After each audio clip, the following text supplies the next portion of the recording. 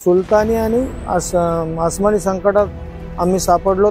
सोमवारीच कळेल बैठक केव्हा लागते, कुणाबरोबर लागते आणि त्याच्यातून काय फलित होतं। उग्र रूप धारण करावं तर पोलीस प्रशासनाला पाचर बसती, नाही करावं तर कुणी लक्ष देत नाही। अन्नत्याग आंदोलन करायचं की काय असा विचार करतोय।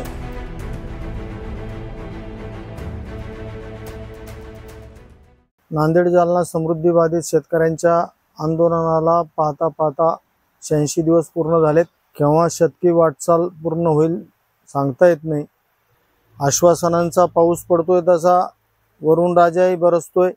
3-4 दिवसापासूनचा पाऊस पाहता आणि जिल्ह्यात वेगवेगळ्या ठिकाणी झालेली अतिवृष्टी पाहता 4-2 दिवस असाच पाऊस सुरू राहिला तर तिकडे शेती पडीत पडणारे, जे बी भरणावर पेरणीवर खर्च केलाय तोही वाया जाणार आहे।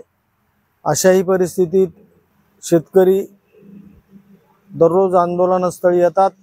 शासनाकडून दिलासा मिळेल ही अपेक्षा असतानाच पीक पाणी चांगलं येईल अशी अपेक्षा बाळगून होते सर्व शेतकरी। न शासन काही मागण्याकडे लक्ष देतंय। म्हणजे सुलतानी आणि आसमानी संकटात आम्ही सापडलो। आज सुट्टी होती, उद्याही सुट्टी आहे। शासकीय कार्यालयांना सुट्टी असली तरी नेते मंडळींनी याबाबत पाठपुरावा करायला, बाधित शेतकऱ्यांचे दुःख समजून घ्यायला त्याला काही काळ वेळ लागत नाही।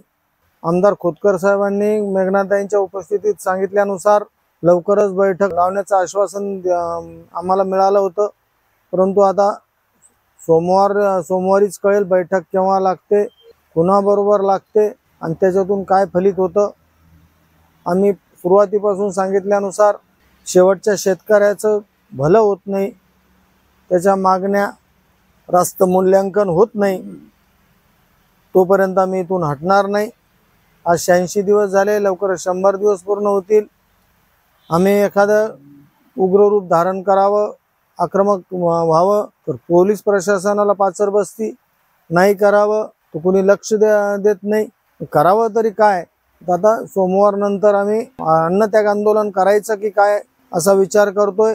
मला वाटतं ते शासन प्रशासन आणि मेघनाताई असतील, आमदार खोतकर असतील, जिल्हाधिकारी पांचाळ साहेब असतील, SDM दौंड साहेब असतील, हे सर्व परिस्थिती समजून येत।